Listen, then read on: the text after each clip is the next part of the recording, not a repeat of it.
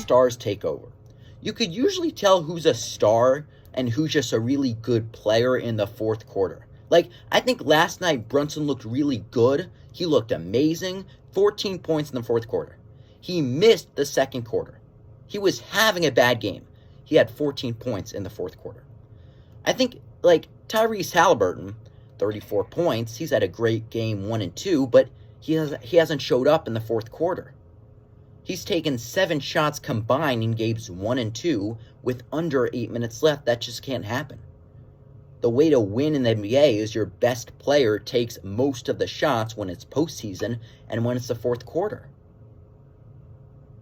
We have to bring up, is Tyrese Halliburton really a star?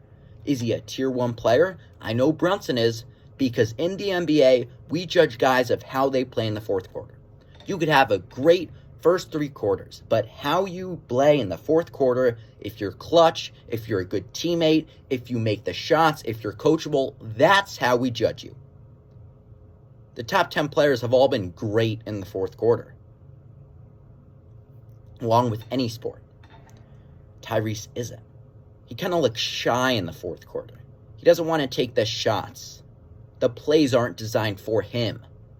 That's how you know he's not a true star. Now, he'll get you the points, but will he lead you to the finish line? I don't know. I know Brunson will. Second quarter, he was injured. He wasn't playing great. The Pacers were playing really good defense. OG Anunoby was out. He put the team on his back, and he scored 29 points and 14 points in the fourth quarter. Simply amazing. Big stars show up in the biggest of moments. Brunson did. Tyrese Halliburton didn't. And after the game, we saw Rick Carlisle. So he got a technical and he got threw out because he was angry at some call with a minute left. And remember, Game 1 was close to. Game 1 was even closer than Game 2. And most of the calls down the stretch, the last 2 minutes, it went to the Knicks. But I didn't think much about it. I didn't think much about the calls in the fourth quarter of Game 2 because the Knicks were playing better. And I think there weren't really too many bad calls. But Rick Carlisle got teed up and then thrown out of the game with a minute left. The game was over. It was really a bad moment as Rick Carlisle had to go through MSG with the fans, security around him. And so he whined in the post-game report. He wasn't happy in the press conference. So this morning,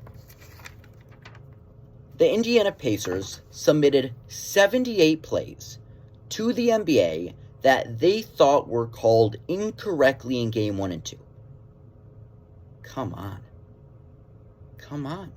You know it's a bad call when Tyrese Halliburton, your star player, didn't think much of the refs in Game 1 or Game 2. He said after Game 2. It was Rick Carlisle who was really angry. They submitted 78 plays. Come on. You could turn it on the NBA. You could blame it on the refs, and that's an easy way out. The harder way is to blame it on yourself, and that's what they need to do. You're not going to win an away game in Madison Square Garden with Jalen Brunson playing really well if your star player only takes 4 shots in the fourth quarter.